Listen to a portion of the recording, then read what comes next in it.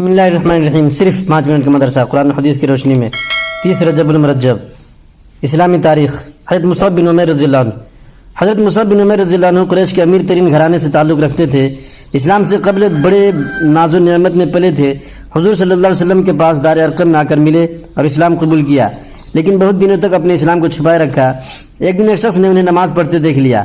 اس کی اطلاع ان کے والدین کو کر دی۔ والدین نے ان سے رشتہ توڑ لیا اور ان کو ہر طرح کی تکلیفوں اور آزمائشوں سے گزرنا پڑا۔ حضرت مصعب بن عمیر رضی اللہ عنہ کسی طرح فرار ہو کر حبشہ ہجرت کر گئے۔ پھر جب مکہ واپس آئے تو حضور صلی اللہ علیہ وسلم نے ان کو مدینہ والوں کے ساتھ مدینہ کے مسلمانوں کو قرآن سکھانے اور دین کی دعوت و تبلیغ کے لیے روانہ فرمایا۔ چنانچہ یہاں وہ مقری پڑھانے والے کے لقب سے مشہور ہوئے۔ غزوہ بدر میں بھی بڑے شوق و جذبے سے شریک ہوئے۔ وہ سن 3 ہجری میں غزوہ احد کے موقع پر اسلامی جھنڈا کو سنبھالے ہوئے رسول اللہ صلی اللہ علیہ وسلم کے سامنے بڑے بے جگری سے دشمنوں کا مقابلہ کر رہے تھے کہ اسی حال میں شہید ہو گئے۔ حضور صلی اللہ علیہ وسلم کا معجزہ، فرشتوں کے ذریعہ مدد۔ حضرت سعد بن ابی وقاص رضی اللہ عنہ فرماتے ہیں کہ میں نے جنگ احد کے دن رسول اللہ صلی اللہ علیہ وسلم کے دائیں بائیں جانب نہایت سفید کپڑے پہنے ہوئے 2 شخص کو دیکھا جو رسول اللہ صلی اللہ علیہ وسلم کی طرف سے خوب لڑ رہے تھے، جنہیں میں نے نہ اسے پہلے کبھی دیکھا تھا اور نہ بعد میں، اور وہ 2 شخص حضرت جبریل علیہ السلام اور حضرت میکائیل علیہ السلام تھے۔ ایک فرض کے بارے میں، باوضو مسجد جانا۔ رسول اللہ صلی اللہ علیہ وسلم نے فرمایا، جو شخص اچھی طرح وضو کرے پھر مسجد میں نماز کے لیے جائے اور وہاں پہنچ کر معلوم ہو کہ جماعت ہو چکی تو اس کو جماعت کی نماز کا ثواب ہوگا، اور اس ثواب کی وجہ سے ان لوگوں کے ثواب میں کچھ کمی نہیں ہوگی جنہوں نے جماعت سے نماز پڑھی ہے۔ ایک سنت کے بارے میں، بیت الخلاء میں جانے اور باہر آنے کی دعا۔ جب بیت الخلاء میں جائے تو یہ دعا پڑھے، اندر گھسنے سے پہلے پڑھنا ہے، اللہم انی اعوذ بک من الخبث والخبائث۔ ترجمہ، اے اللہ میں ناپاک جنوں سے تیری پناہ چاہتا ہوں، مرد ہو یا عورت۔ اور بیت الخلاء سے باہر نکلنے کے بعد یہ دعا پڑھے، غفرانک الحمدللہ الذی اذھب عنی الاذی وعافانی۔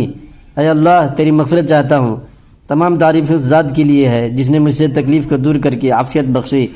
ایک اہم عمل کی فضیلت، فقیروں کو معاف کرنا۔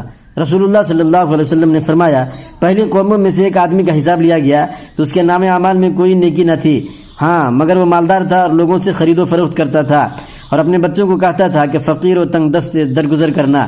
اللہ تعالیٰ نے فرمایا، میں اس آدمی سے زیادہ حقدار ہوں کہ اس سے درگزر کروں۔ پھر فرشتوں سے فرمایا کہ اسے معاف کر دو۔ ایک گناہ کے بارے میں، رسول کے حکم کو نہ ماننا۔ قرآن میں اللہ تعالیٰ فرماتا ہے، جو لوگ رسول اللہ صلی اللہ علیہ وسلم کے حکم کی خلاف ورزی کرتے ہیں ان کو اس سے ڈرنا چاہیے کہ کوئی آفت ان پر آ پڑے یا ان پر کوئی دردناک عذاب آ جائے۔ دنیا کے بارے میں، رزق حکمت خداوندی سے ملتا ہے۔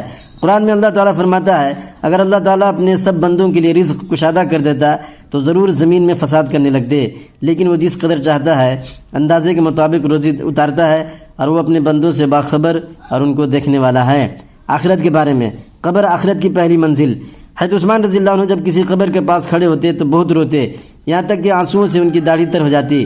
ان سے پوچھا گیا، یہ کیا بات ہے؟ آپ جنت اور دوزخ کو یاد کرتے ہیں تو اتنا نہیں روتے جتنا قبر کی وجہ سے روتے ہیں۔ آپ رضی اللہ عنہ نے جواب دیا، رسول اللہ صلی اللہ علیہ وسلم فرماتے تھے، قبر آخرت کی منزلوں میں سے پہلی منزل ہے، بس اگر بندہ اس سے نجات نہ پا سکا تو اس کے بعد کی منزلیں اس سے بہت زیادہ سخت کٹھن ہیں۔ طب نبوی سے علاج، سفرجل کے فوائد۔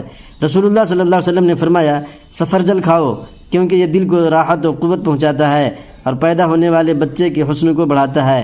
سفرجل بولے تو امرود۔